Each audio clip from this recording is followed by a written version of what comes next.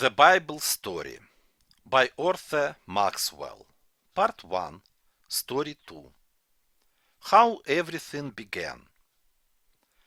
Many years ago, I read a story about a boy who picked up a strange little object on the street.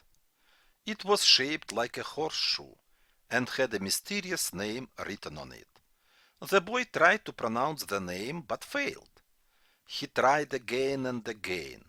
Then, one day, as he said the word a different way, the object began to grow in his hand. It became bigger and bigger, until at last the horseshoe was as big as a doorway. He stepped through it and found himself in a foreign country, far across the sea. Day by day, using his horseshoe, he visited all sorts of strange places. Then he thought he would like to see how people lived long ago. So, as he whispered the magic word to the horseshoe, he said he would like to visit Rome in the days of the Caesars. And presto! There he was. Of course, it was only a made-up story, but it does give us an idea. Would you like to go and see what the world was like back in the very beginning of time? You would? All right.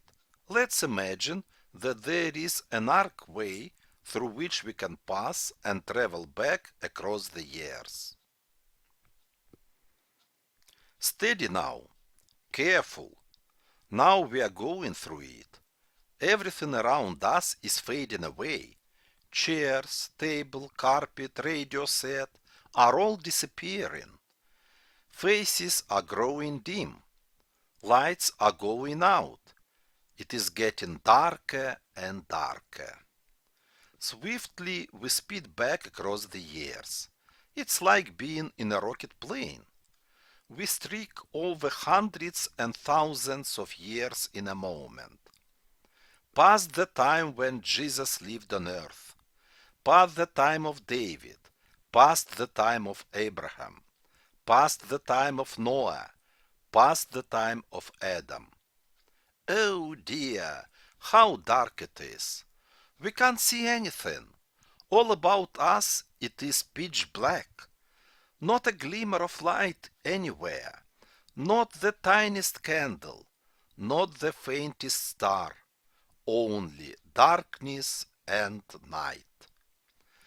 But we can hear something.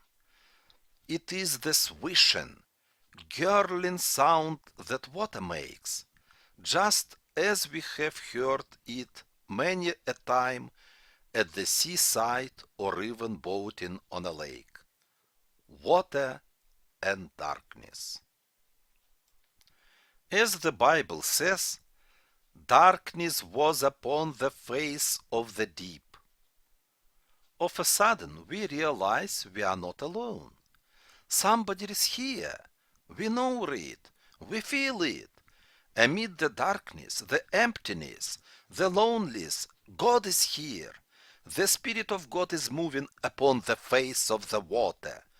God is looking upon the world He has created, planning what He will do with it. Suddenly, from somewhere, we cannot tell where, we hear a voice. Musical, strong, resonant, unlike any voice we have heard before.